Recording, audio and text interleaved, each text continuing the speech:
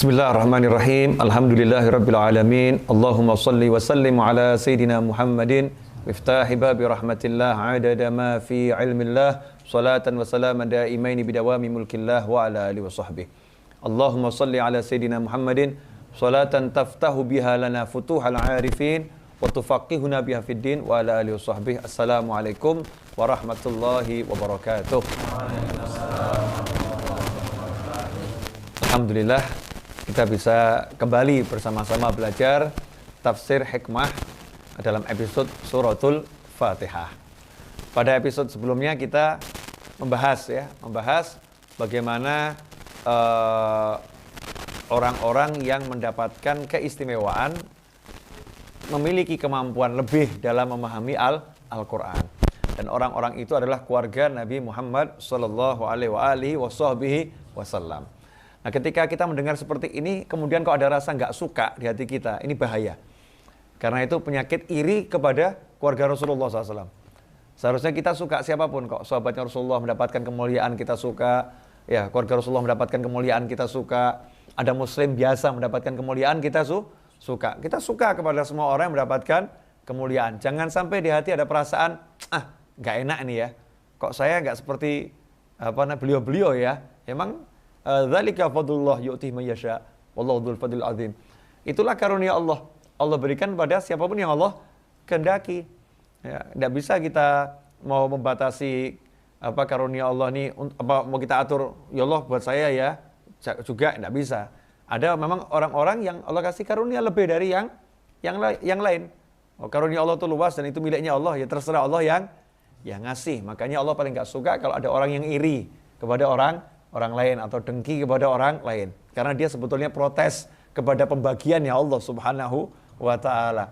Allah yang bagi dia protes. Coba bayangkan nih. Ya, Allah yang bagi dia protes. Memprotes pembagiannya Allah. Berarti menganggap Allah tidak adil. Dia menganggap Allah tidak bisa bagi dengan benar. Na'udzubillah min dzalik. Nah, ini iri kepada ulama dalam arti yang seperti itu, enggak suka ya. Ini penyakit yang sangat berbahaya. Jangan sampai ada di hati kita. Kita harus bersihkan hati kita dari semua itu. Nah, suratul Fatihah karena punya keagungan yang luar biasa, maka para ulama menganjurkan kita untuk yang sering baca surat ini itu. Al-Qur'an secara umum kan kita diperintahkan untuk banyak-banyak membacanya. Apalagi suratul Fatihah. Salat saja udah mengajarkan kita untuk banyak membacanya. Kalau surat yang lain enggak dibaca enggak apa-apa, tapi kalau Al-Fatihah dalam salat wajib dibaca karena dia rukun. Nah, itu mengajarkan berarti dalam satu hari kita harus baca Al-Fatihah sebanyak-banyaknya, sebanyak mungkin. Untuk apa? Ya, ini induknya Al-Quran, ini kalamullah. Ada sesuatu di situ ya. Sesuatu yang luar biasa. Nanti dengan sering menggunakannya, mempraktekannya akan muncul, akan kelihatan. Ya seperti yang orang misalnya punya sebilah pisau. Kalau itu sering diasah, ya, maka ketika dipakai itu ya cepat nih, tajam. Tapi kalau pisaunya cuma ditaruh nih ya, tidak pernah diasah, kena hujan, karatan ya. Ini buat motong lombok aja nggak bisa nih. Kalau orang Jawa bilang ketul ya. Kalau bahasa kita tumpul ya. Karena nggak dipakai. Karena itu kalau kita lihat Imam Ghazali dalam kitab Ihya Ulumuddin, beliau rahimahullah mengajarkan agar kita dalam satu hari membaca suratul Fatihah sebanyak 100 kali. 100 kali. Ini wirid yang diajarkan oleh Imam Ghazali. Satu hari baca suratul Fatihah sebanyak 100 kali. Tapi ada caranya. Nggak langsung duduk baca 100. Ya pingsan kita. Atau waktunya habis nih ya. Karena Imam Ghazali kalau mengajarkan tuh biasanya yang begini yang sifatnya untuk umum. Jadi pengusaha bisa pakai. Supir angkot juga bisa pakai. Ya. Atau mungkin supir ini yang ngojek. Entah pakai Grab atau pakai Gojek atau pakai yang lain ya bisa bisa pakai. Siapapun orangnya, guru juga bisa pakai. Ini wirid yang syamil, kamil, dan sifatnya am. Siapapun orangnya bisa pakai. Satu hari baca Al-Fatihah sebanyak 100 kali. Jangan nanya apa manfaatnya, karena udah terlampau jelas manfaatnya. Ya. Nah, orang nanya apa manfaatnya baca Al-Fatihah, itu aneh. Ya, kalau baca Al-Quran nggak usah tanya banyak apa manfaatnya. Satu huruf itu sudah pahala. Nah, kalau kita baca ini Ummul Quran, ya kita baca ini pahalanya ada berapa nih? Induknya Al-Quran kok. Ya kita baca, kan pasti luar biasa. Kenapa 100 kali? Jangan nanya sama saya. Ya, nanya sama Imam Ghazali, kenapa 100 kali? Tapi nggak ada manfaatnya nanya. Ya, kalau mau tahu kenapa 100 kali, amalkan. Nanti akan tahu. Ya, nanti akan tahu. Mungkin ada yang nanya, itu diajarkan Rasulullah atau tidak? Nah, ini pertanyaan lebih aneh lagi nih. Ya, Rasulullah sudah mengajarkan kita untuk baca Al-Quran sebanyak mungkin. Rasul nggak melarang kita membaca dalam jumlah tertentu. Justru orang yang melarang seorang muslim baca surat-surat Al-Quran dalam jumlah tertentu, maka orang itu telah berbuat bid'ah. Rasul aja nggak pernah melarang, kamu kok melarang ini? Yang ada kan perintah Rasul baca sebanyak mungkin. Dan Rasul menganjurkan orang untuk istiqomah. Dengan menghitung itu akan menjadi istiqomah. Seorang sahabat pun tidak diajarkan oleh Nabi SAW untuk baca surat Al-Ikhlas di dalam setiap rokaat sholatnya. Tapi setiap sholat, dia setiap rokaat baca suratul Ikhlas. Ya, bahkan di riwayat tidak baca yang lain. Ada beberapa sahabat tuh.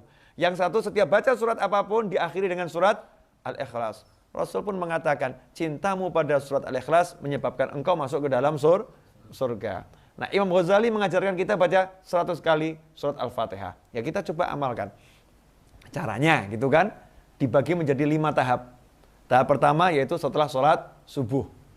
Ya, mungkin kita setelah subuh wirid dzikir, duduk, ya seruput kopi sebentar gitu kan, duduk, diam, baca Al-Fatihah sebanyak 30 kali. Ya, 30 kali. Kemudian nanti habis zuhur, ya kurangi 5. Jadi 25. Habis asar, kurangi 5 lagi, jadi berapa? 20. Habis maghrib, kurangi 5 lagi, jadi berapa? 15. Habis isya, kurangi 5 lagi berapa? Jadi 10. Jadi kalau di total jumlahnya 100. 30, 25, 20, 15, 10. Jumlahnya total 100. Dan ini indahnya ajaran Imam Ghazali. Pagi-pagi kasih yang berat dulu, 30 pagi. Ya kan? Masih banyak energik. Begitu habis isya ini ngantuk-ngantuknya 10. Ya. Udah ringan ini, 10. Ini kalau kita amalkan nanti kita akan lihat keajaiban. Jadi nggak usah tanya apa manfaatnya, ya buktikan sendiri. Jadi kalau orang iklan itu terlampau sering bawa ngasih manfaat ya, itu mungkin kita ini kurang yakin dengan produknya. Tapi kalau udah yakin dengan produknya, ya silahkan Bapak beli, Bapak minum, rasakan sendiri ya. Kalau nggak suka nggak usah beli lagi. Ini keren. Ya. Jadi banyak amalan Islam itu kan tidak dijelaskan manfaatnya kan? Ya, tidak semuanya dijelaskan. Pahalanya iya, tapi manfaatnya enggak dijelaskan. Tidak semuanya. Ada yang dijelaskan sedikit untuk menambah semangat ya, untuk nambah semangat. Maka kita jangan terbiasa manfaatnya apa ya? Manfaatnya apa ya? Seakan-akan kalau enggak tahu manfaatnya enggak mau ngamalkan. Kita amalkan ini lillahi ta'ala. Amalkan ini karena Allah Subhanahu wa ta'ala. Manfaatnya apa? Ini kalamullah, berarti saya duduk bersama Allah, saya sedang zikir sama Allah, diampuni dosa saya oleh Allah, dan tentu nanti akan dapat manfaat yang luar biasa. Bonusnya kita akan buktikan sendiri. Ya misalnya mau diniatin, saya tiap hari baca Al-Fatihah 100 kali, selain mengamalkan amalan Imam Ghazali, saya pengen bisa beli rumah 20 rumah. Loh iya, tidak apa-apa toh ya, itu juga sedikit, cuma 20. Ya kalau bisa 100 atau 1000 rumah, diniatin tawasul dengan suratul Fatihah. Bisa, karena tawasul dengan amal soleh dianjurkan di dalam Islam. Kalau amal soleh ini manfaatkan, jangan cuma amal soleh, tawasuli. Ya, hajat-hajatmu dengan amal solehmu. Semoga ini diberkati Allah Ta'ala. Insya Allah kita dapat rahmat, dapat semangat, dapat taufik, bisa mengamalkan apa yang kita sampaikan dan kita dengar. Dan semoga ini bisa disampaikan kepada orang lain. Jadi barokah untuk semuanya.